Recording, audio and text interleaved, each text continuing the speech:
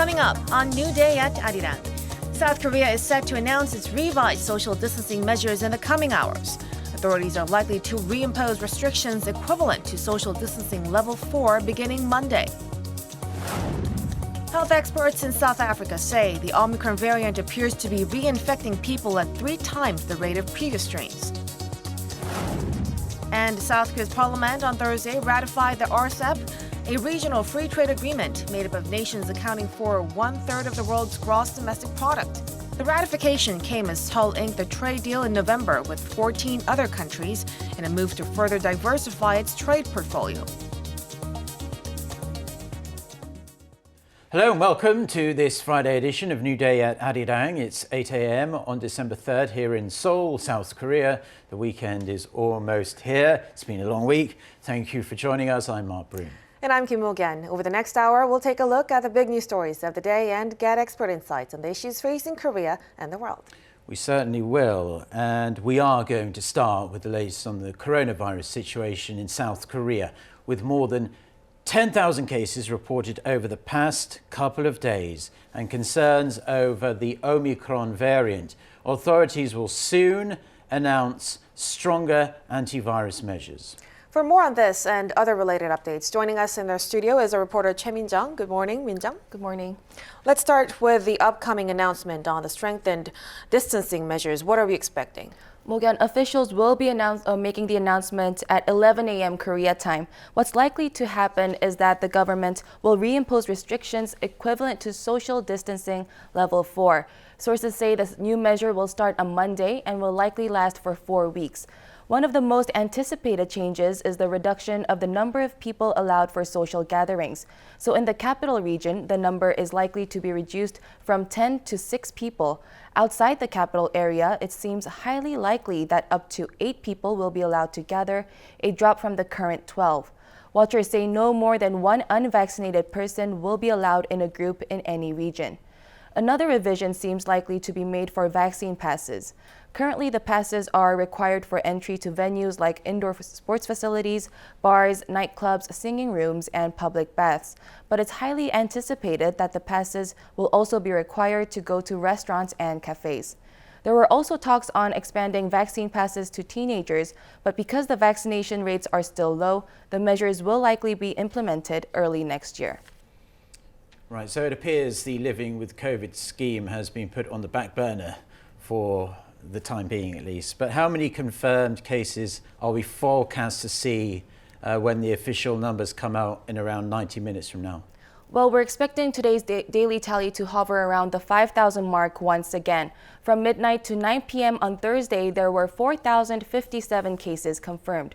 The number of severely ill patients and confirmed cases hit an all-time high in the past 2 days, and we'll have to wait to see if figures for today will once again reach a grim milestone. Meanwhile, infections among teenagers are hitting record highs as well. Over the past week, there were close to 3,400 cases reported among students from kindergarten, elementary, middle, and high schools nationwide. This is up by 250 cases from the week before. Well, we all know that the virus has been spreading more rapidly after we shifted to the Living with COVID scheme. But what's making this more concerning is the Omicron variant. How are things with Omicron? Right, yesterday I mentioned that there were a total of 5 confirmed cases of the Omicron variant, but health authorities have confirmed an additional case, making it a total of 6. The child of a married couple who contracted the variant after coming back from Nigeria was also infected. We also know that the couple's friend was infected with the variant as well, but what's worrying is that this person went to work, restaurants, and visited friends before getting the COVID test result. And authorities have also confirmed that more than 270 people have come into contact with the patients. So it's likely that the Omicron variant may already be spreading in the local community. But what's less concerning as of now is that of the 5 cases, 4 are asymptomatic, while 1 has a relatively mild fever. So we're not seeing any severe reactions to the variant so far. Well, that's good to hear at least. And let's talk about travel restrictions because they are being strengthened in regards to people coming into South Korea now. Right, Mark. Starting today, all travelers arriving in South Korea will have to quarantine for 10 days. And this is regardless of their nationality or vaccination status. People will be required to take the 3 PCR tests as well. The toughened measure comes as a way to prevent additional inflow of the Omicron variant in the country and will be in place for the next 2 weeks. However, corporate executives, athletes participating in the Olympics, as well as high-ranking public officials will be exempt from quarantine. Well, let's hope this could be helpful in containing the spread of the variant. Now, Min-jung, thank you so much for your report. Have a great Friday. Thank you. Thank you very much to our Chair Min-jung for that report. Now, while a lot remains unknown about the Omicron variant of COVID-19, experts in South Africa say it appears to be reinfecting people at 3 times the rate of previous strains. The new variant continues to spread around the world with more cases detected across Europe and the U.S. Kim Hyo-sun reports. As scientists race to find out more about the Omicron variant, experts in South Africa say it appears to be reinfecting people at 3 times the rate of previous strains. New data collected by South Africa's National Institute for Communicable Diseases and the Center for Epidemiological Modeling and Analysis also showed Omicron can evade immunity from infection with earlier variants. This means previous COVID-19 infection does not provide natural immunity against Omicron.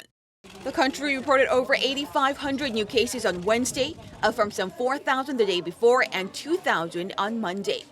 The variant is also spreading fast across Europe, being detected in 14 EU member states.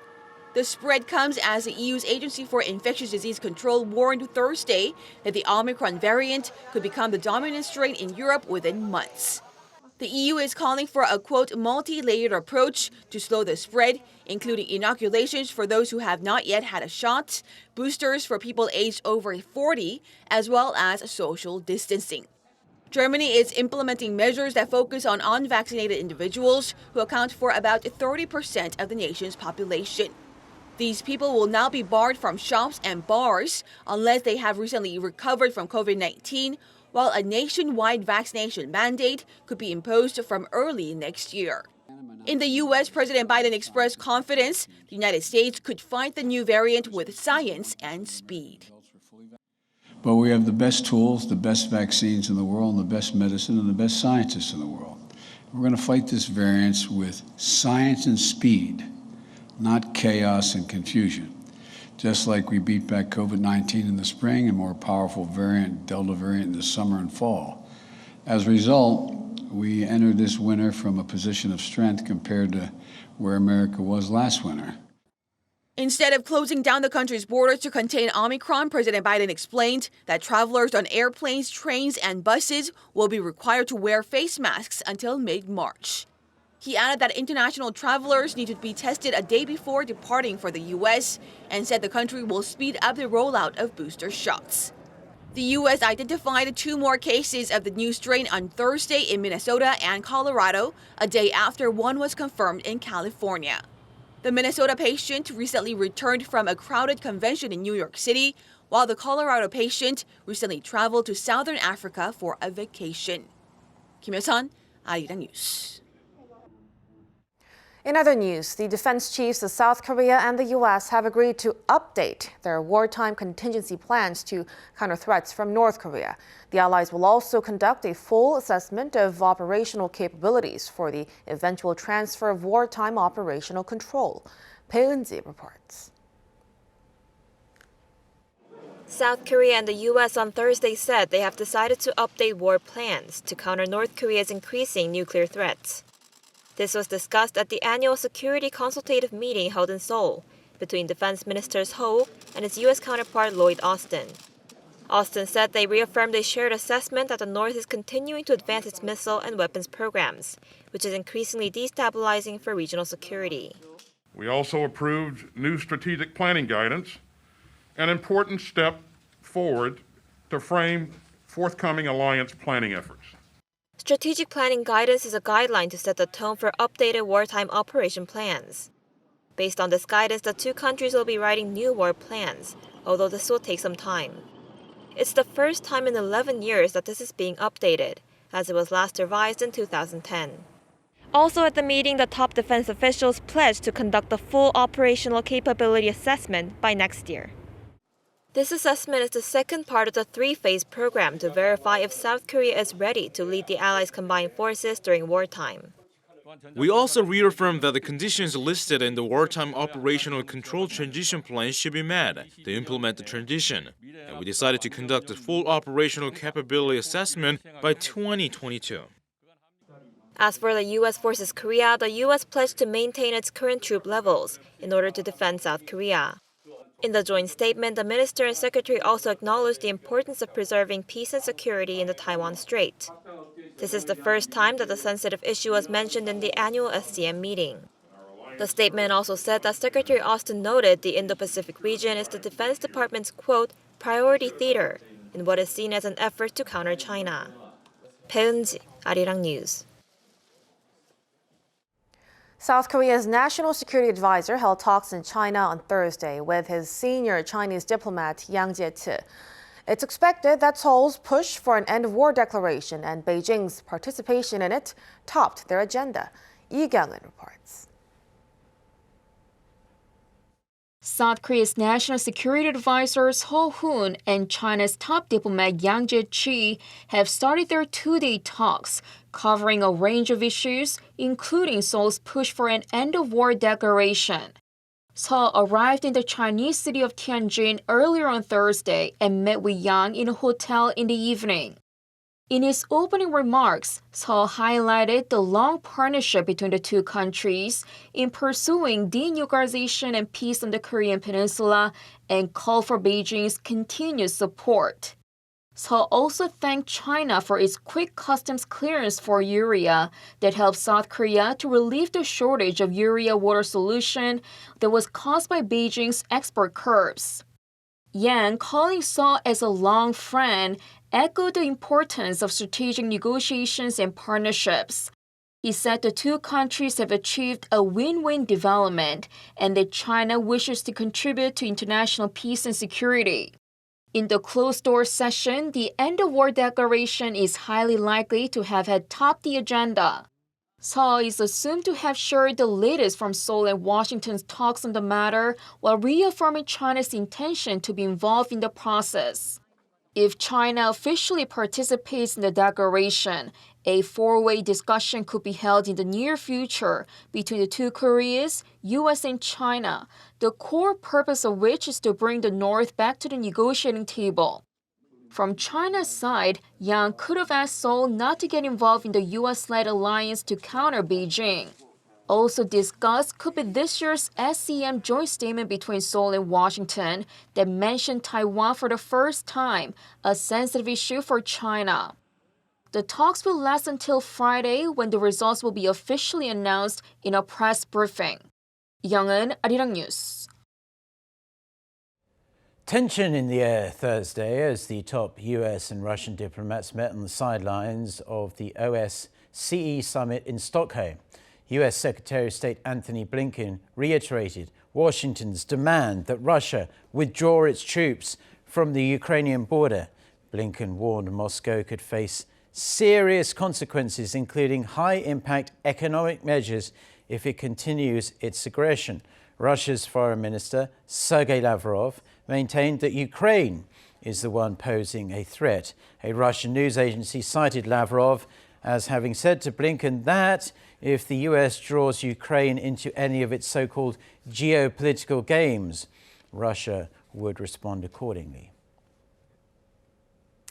OPEC Plus says it will stick to a previously agreed-upon plan of hiking its oil output by 400,000 barrels a day in January. The announcement came Thursday during a video conference to determine whether to stick with its plan or to slow supplies amid fears over the Omicron variant of COVID-19. However, it added adjustments could be made if market conditions change all of a sudden.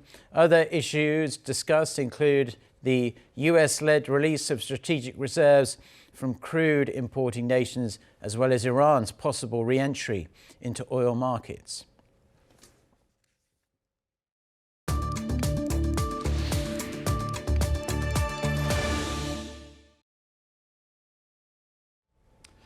Now it's time for On Point, where we speak to experts to delve that little bit deeper into the biggest news stories in the spotlight. Right now it's Friday, so it's entertainment. The series Hellbound is the most recent Korean language hit on Netflix, hitting #1 as the most watched series on the streaming service over the past few days. Millions of people have binge watched all of the episodes of this supernatural thriller and are really thirsting for more South Korean content after Hellbound and Squid Game. Given the success of Hellbound, it seems likely Netflix will greenlight a second series of its creator Yeon Sang-ho, also the director of the movie Train to Busan, agrees. For more on the success of Hellbound and South Korean content on Netflix, we cross to our go-to Seoul-based film critic, Jason Bejervaise. Good morning, Jason. Good morning, Mo-kyung. Good morning, Mark. Now, Jason, first, there was Squid Game. Now the buzz has transitioned to Hellbound. In your view, what is it about South Korean content that's hooking so many international viewers?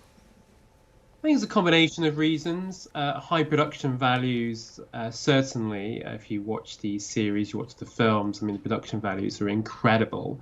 I've also long admired how Korean filmmakers approach genre cinema in conveying issues facing Korean society. This is evident from the early 2000s or even the late 1990s with films such as Kim Ji-yoon's A Quiet Family, Bong Joon-ho's Barking Dogs Never Bite, and Memories of Murder, and Park Chan-wook's Old Boy, and Sympathy for Mr. Vengeance. And over the years as well, they've been perfecting their craft. So you've got Parasite, which won Best Picture at the Oscars. My favorite of his is still Memories of Murder, but if you look at Parasite, you can see how he's just getting better and better and just perfecting, his craft. And I think, it's a combination of reasons. And then you've got Netflix, which is attracting a younger crowd as well.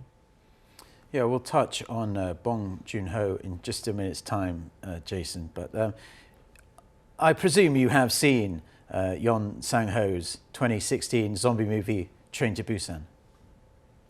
Of course I did, yes. Right. I was very fortunate to actually watch it before it went to Cannes, and I was surprised to see it take off in the way it did.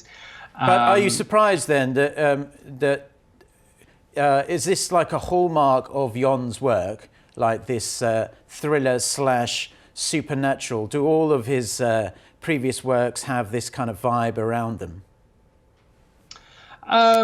Yes and no. I think he certainly excels in genre content and dealing with the afterlife. Certainly with Hellbound. But if you actually look at some of his earlier work, there's a lot of social commentary going on. Personally, for me, my favorite of his films are his animations, The King of Pigs in 2011 and The Fake in 2013.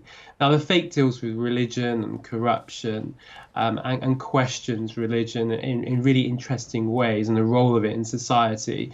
And so as I was watching Hellbound, actually, for me, it was reminiscent of The Fake. It's interesting to see how he kind of delves into issues regarding society, and I think that's one of the things that Korean filmmakers just do so well, and it's something that I've long respected, is how Korean filmmakers tackle and examine these issues facing Korean society and the way they approach their storytelling, the way they script their characters. It's fascinating, and I think that's one of the reasons, kind of going back to my earlier point, why Korean content is so popular. And Jason, it seems inevitable that comparisons are going to be drawn between Hellbound and Squid Game, considering they're both South Korean series, dystopian, and came out within weeks of each other. Do you think Hellbound would have enjoyed such international success were it not for Squid Game? And as a critic, which of the two did you prefer?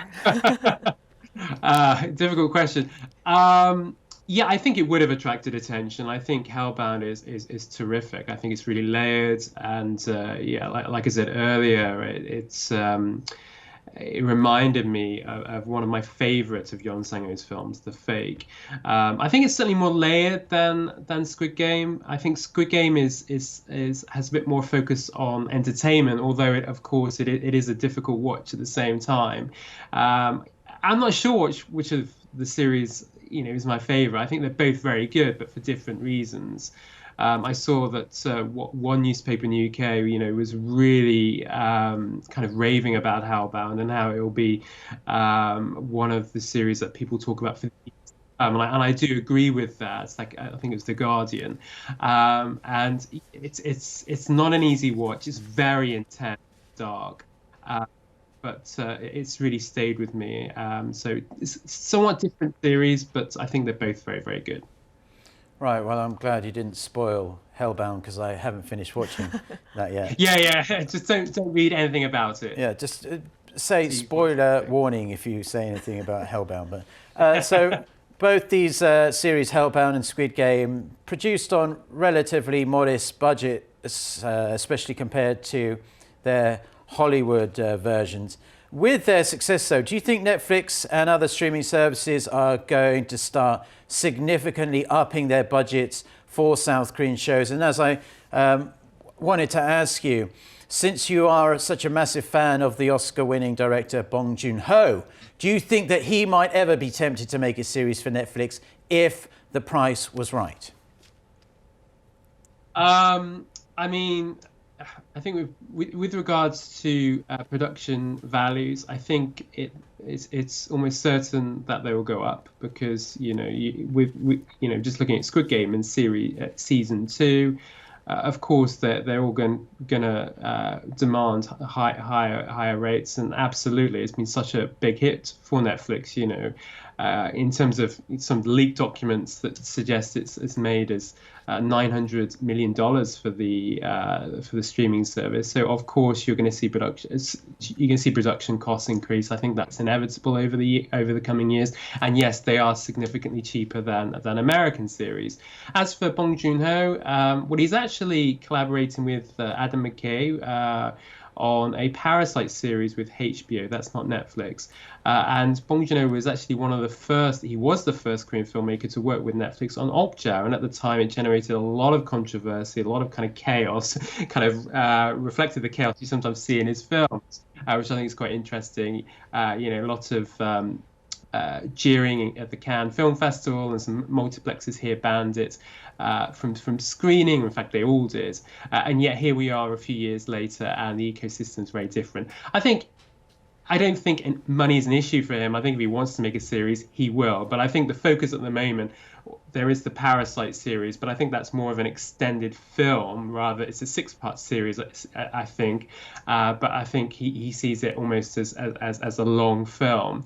I think his focus remains on motion pictures. So, but we'll have to wait and see what happens. Right, let's wait and see. Well, Jason, always good to get you on. We're glad you could join us again. Thank you so much. Have a great weekend. You too. Thank you for having me.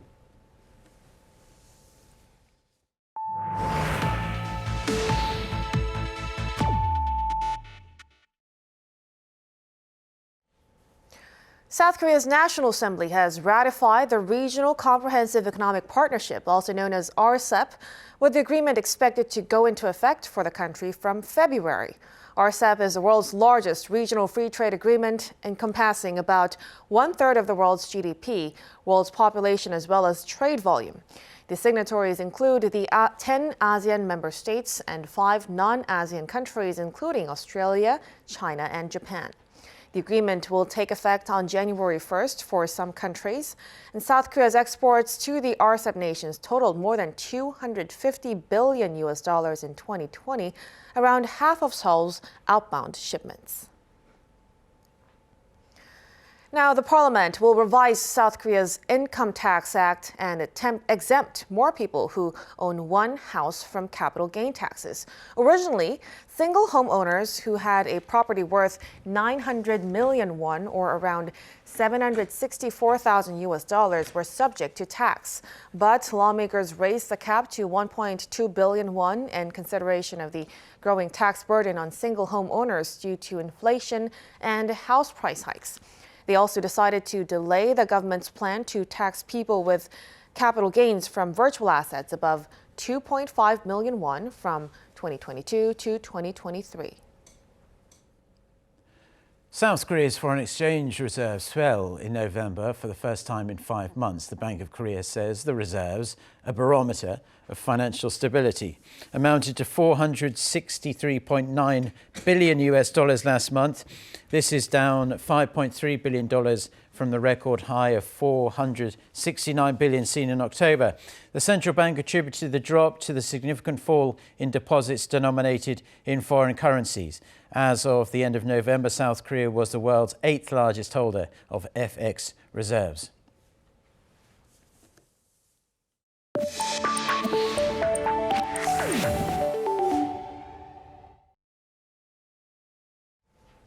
Welcome to Dialogue This Week. In this corner, we invite guests from in and out of Korea to talk about a wide variety of issues ranging from culture and sports to the latest trends around the world. Today, we're going to talk about a very contentious issue on whether K-pop boy band BTS should be able to get an exemption from serving in the Korean military. Now, just last week, South Korean lawmakers were busy debating over whether BTS could be exempted from military service, as all able-bodied South Korean men must carry out compulsory military service for about 2 years. And under the current law, exemptions have only been given to international award-winning athletes and classical musicians for their roles in elevating the country's reputation abroad. The issue had been brought up as Jin, the oldest member of BTS, was born in December 1992 and would have had to enlist. But news came in that BTS has filed for a deferment of military enlistment thanks to the amendment to the Military Service Act. For outstanding persons in the field of pop culture and art, all BTS members have now applied to postpone their enlistment until the age of 30. So this means Jin can be active in BTS until his birthday in December 2022, allowing all members of the group to perform as a complete group until then. But this doesn't mean that the controversy is over, as the discussions are expected to resume again late next year. To delve deeper into the contentious issue, we're joined by Mason Ritchie, Associate Professor of International Politics at the Hankuk University of Foreign Studies, and Professor Kim Young-jun from the Korea National Defense University, both via Skype. Good morning. Great to have you both on our show. Happy to be here. Thank you for having me. Thank you, too. Now, let's begin with Professor Kim. Conscription in South Korea has been in place since 1957, meaning that once a male citizen turns 18 years old, his mandatory military service comes into effect. So to start with a little bit of background on the compulsory military service here in the nation, what is the status quo and what has changed since the military law came into effect 64 years ago? We have some history about the background of conscription services. The first reason is the North Korea and the Korean War memory, because of we have the North Korean invasion in 1950 and 1953, and then we have started the official conscription services in 1957. From there, all men are required to join the military and compulsory military services, and over 18 years old men have to join the military if they don't have any problems. So it's some history, and we have started some selective voluntary services in combining with the conscription services, so as a defense reform in early 2000. Now, this all goes back to one of the primary reasons that we have a mandatory enlistment system in South Korea, which is that the Korean War only ended in an armistice in 1953. Now, Professor Ritchie, there have been recent talks of an end-of-war declaration between the two Koreas. If this were to actualize, could this bring changes to the current military draft? Well, I think most experts don't really believe that in the short or the medium term, an end-of-war declaration will change the structural security situation on the Korean Peninsula. So in that regard, I don't think it will have much of an effect. The end-of-war declaration is seen more as a stepping stone or a beginning of a process that could lead to reconciliation on the Korean Peninsula. And that, of course, might change the way that the compulsory military service is viewed here. However, that reconciliation, by any reasonable estimation, is something that really will be long term. And really, in the interim period, in the intervening period, South Korea's demographic problem will continue to get worse. And in fact, that's going to be the driving factor, I think, for how the military service fills its ranks and how it evolves going forward. I don't think that the end of war declaration itself will really have much of an effect. So demographics could be a bigger factor in bringing effect to the military situation now. And Professor Kim, objection to military service in South Korea is punishable with up to 3 years in prison. How much flexibility does the Korean Military Service Act give towards a valid reason that these objectors propose, like, for instance, health issues and accomplishments? Yeah, we have some ejection reason, definitely a valid reason for the ejection from the military service, just any other country who has a conscription. For example, physical or health problem, inedible person, for example, the man who under the 145 centimeter the height, or if they were in prison in more than 6 years, or some family background, a very poor, extremely poor family background for religion, or the other. We just started conscious science objector some years ago. The Korean Supreme Court allowed their construction sciences objector for the educational service religion. It is a consideration, and we have also sports and artistic professional, for example, Olympic medalist, the bronze in Olympic game, or golden medalist in Asian game, and also some artistic person who got the world level religion, or some scientists as well. They're working for the industry rather than, but we don't have any kind of a standard for popular singer or the movie actor. So now it's became the controversy. Now, like you've just said, the Military Service Act does exempt individuals under certain circumstances from mandatory service. Most commonly, those that are exempt don't meet the draft physical examination requirements, like you just mentioned, and the current law excuses Olympic and Asian Games medalists, as well as classical musicians who win awards in international or national contests. Professor Ritchie, what is your stance on the terms of exemption? Exemptions for compulsory military service like this are sort of inherently arbitrary and inherently absurd. Why classical musicians and not BTS? Why Olympic winners and not race car drivers or opera singers? This is totally arbitrary and totally absurd. Which is why, really, to be fair, the only way to handle the situation is to not have any merit-based exemptions at all.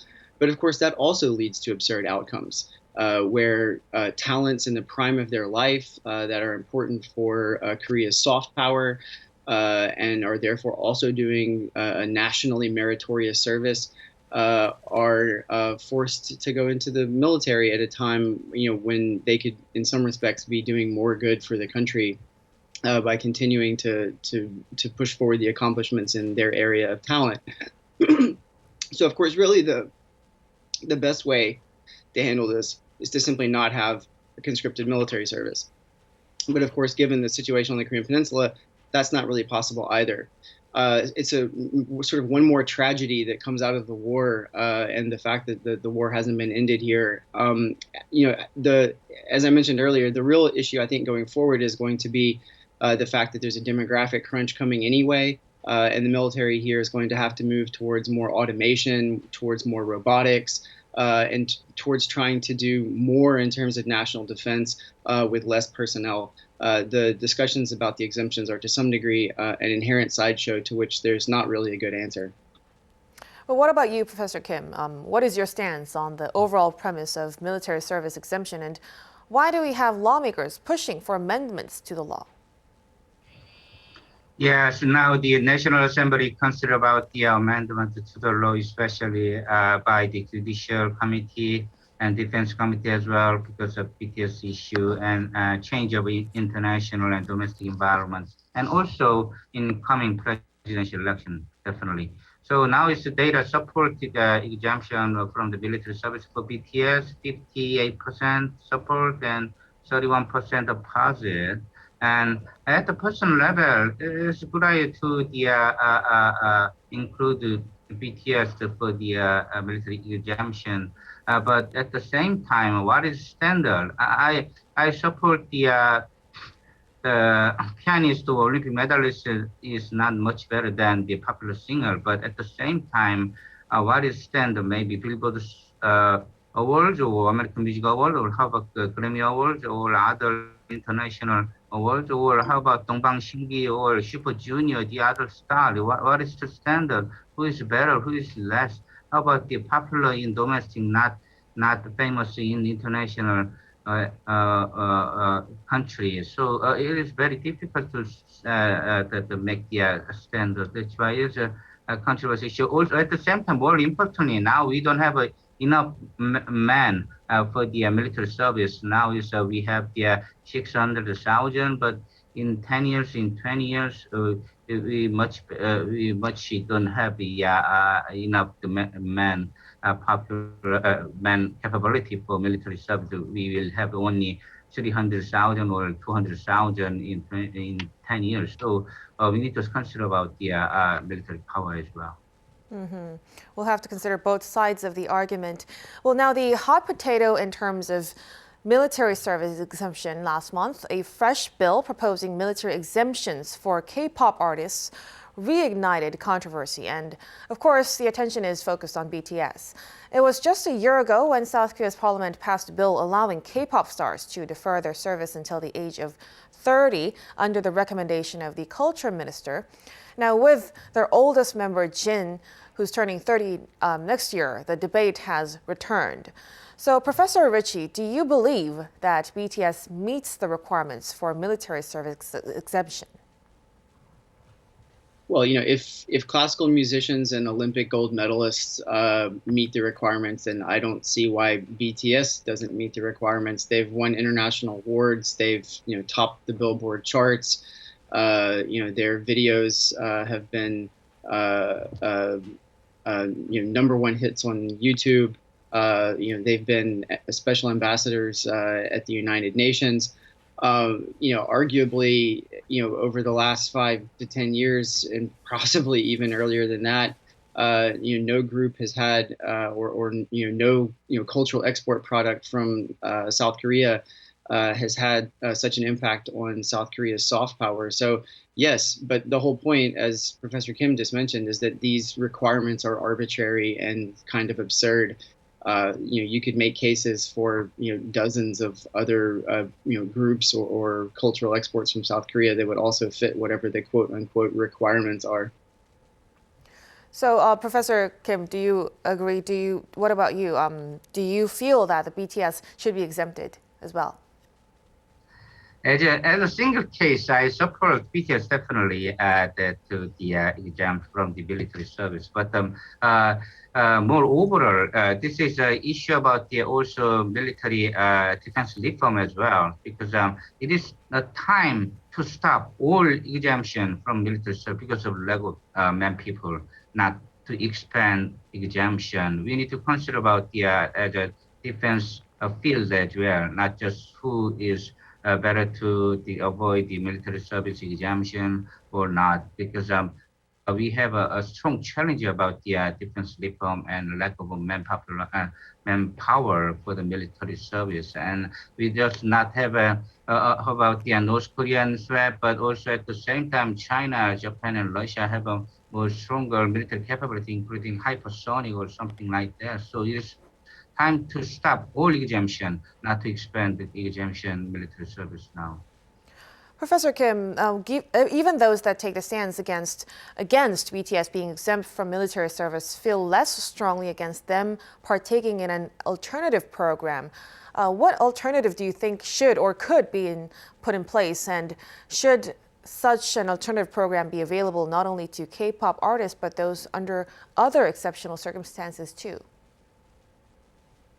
Absolutely, that's a wonderful idea. I think we already have a similar program for the alternative service, just like the Olympic medalist or soccer player.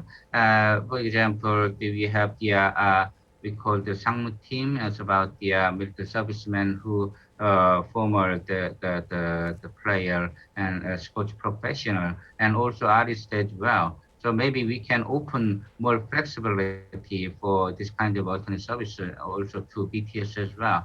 But I support the personal level at the BTS military exemption, but we need to have a standard. Otherwise, after BTS, every movie actor or watching a game with the other movie hit in the global level, we need to consider about case by case and controversial in society. So we need to make some standard, and alternative services is a very good idea, I think. So coming up with a standard is all the more important in this issue. Well, before we let you go, Professor Ritchie, what other countries require mandatory military service, and what kinds of exemptions have they implemented for their pop culture artists?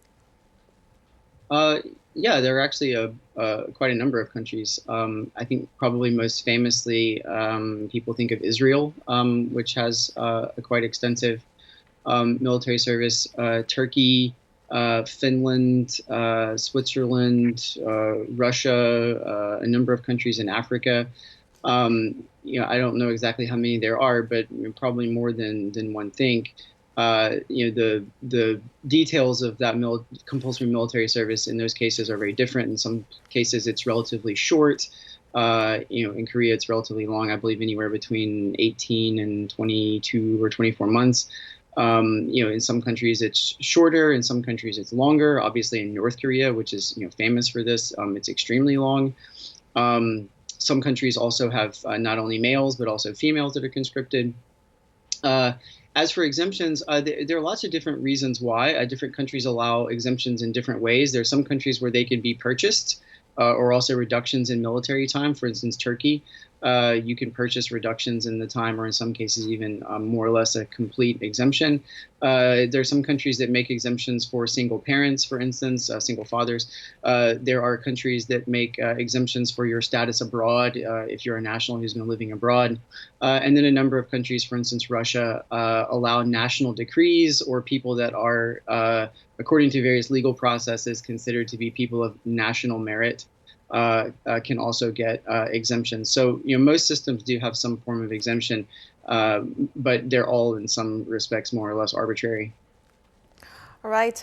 Well, I'm afraid we'll have to wrap up at this point. Thank you so much, Professor Kim and Ritchie, for your thoughts on this contentious issue. We appreciate your time and contribution to our show. Great. Thanks for having me. Thank you very much for having me. Thank you.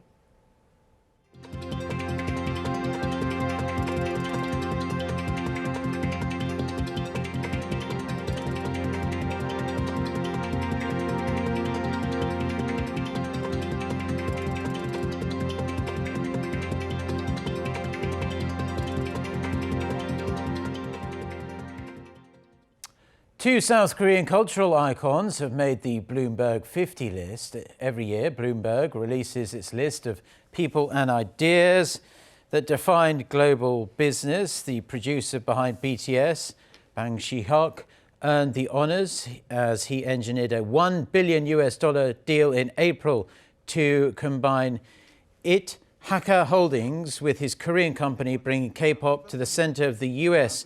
music business. The creator and director of Squid Game, Hwang Dong-hyuk, was added as his Netflix show, as we were just talking about, became the most popular TV show in Netflix's history. Now, in international football, longevity is a luxury not afforded to many coaches at all. However, that isn't the case for Park Hang-seo, a key member of the now legendary 2002 South Korean team that made it all the way to the semi-finals of the World Cup, has been in charge of the Vietnamese national team since 2017. So good few years now and is still going strong. Our Han Sang-ho went to meet him and files this report. Some say he's magic. Others call him Vietnam's Gus Hiddink, whom he assisted for 2 years as they led South Korea to the World Cup semifinals in 2002. But both are nicknames that the current head coach of Vietnam's national football team, Park Hang-seo, shies away from.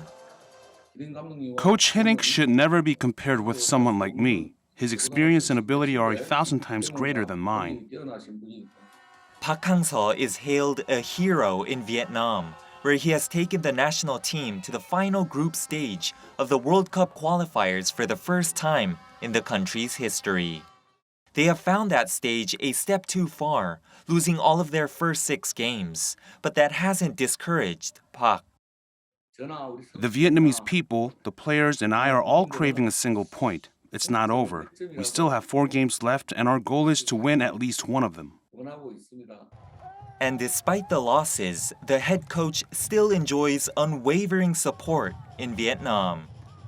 It's already really historic that we made it to the final qualifiers, and we appreciate his effort, his contribution to our national team more than the fact that we have lost the games. I think his responsibilities, his down-to-earth personalities, and his the way he take care of our players is the reason why we can united as one. Before the remaining qualifiers, though, Park aims to defend Vietnam's title as the greatest footballing nation in Southeast Asia at the ASEAN Football Federation Suzuki Cup, starting in a few days. It's a tournament he won in 2018. We're the defending champions, but we need to go back to the mindset we had in 2018 when Vietnam won the cup for the first time in 10 years. Park believes the Suzuki Cup is the reason his contract was recently extended to January 2023. You know, when I first joined Vietnam, I thought even a 1-year tenure would be tough considering how short of a stay former head coaches from abroad had. But I've been head coach for 4 years now already. Whatever happens next, Vietnam has forever become a part of Park Hang-seo's story. In the coach's own words, the country is his good luck charm that's revitalized his career. 어떻게 보면 베트남은 한국 제 조국 다음으로 저한테는 잊을 수 없는 곳이지 않을까. 한성우, 아리랑 뉴스.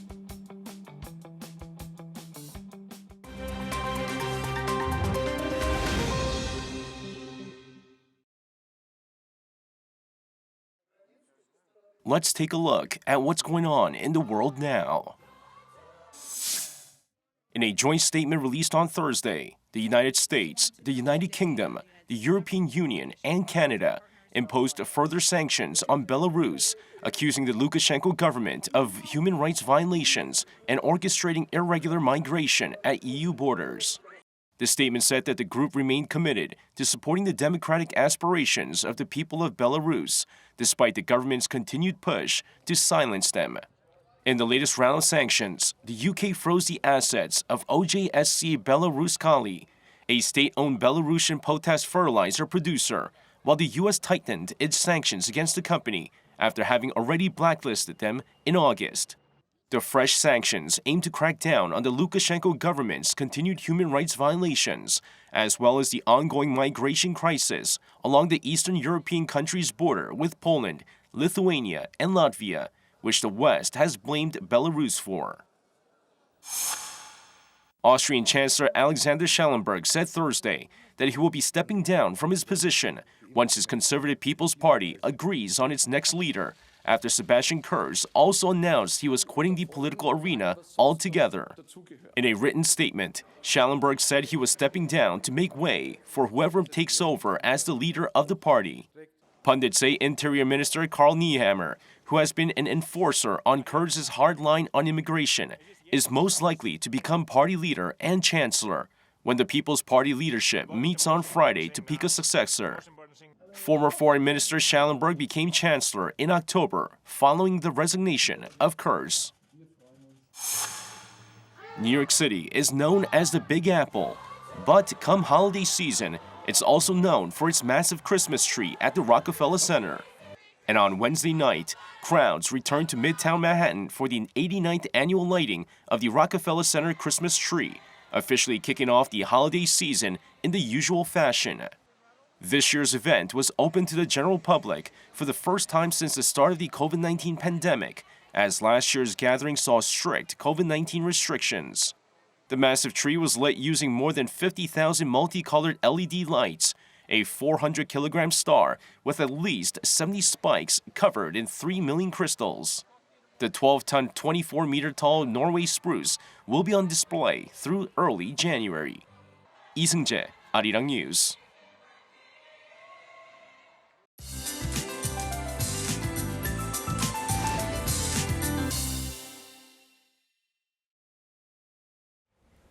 Good morning. We had some light rain overnight in Seoul, so the capital woke up to wet roads this morning.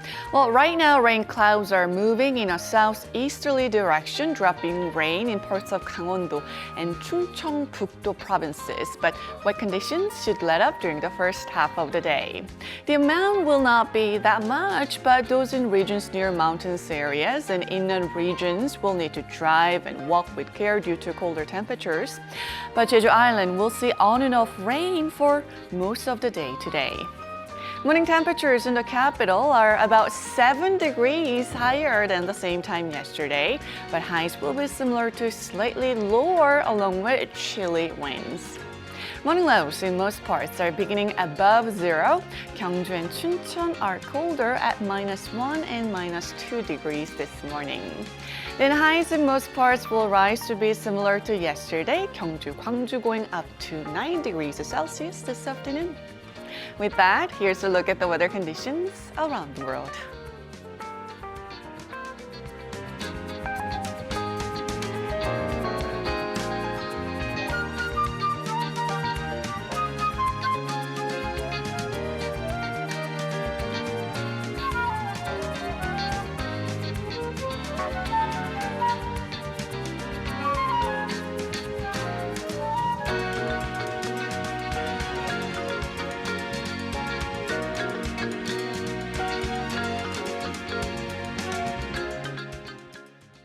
And that's all the time we have for this Friday edition of New Day at Arirang. We'll see you at the same time on Monday. I'm Kim Mo-gyan. Have a wonderful weekend.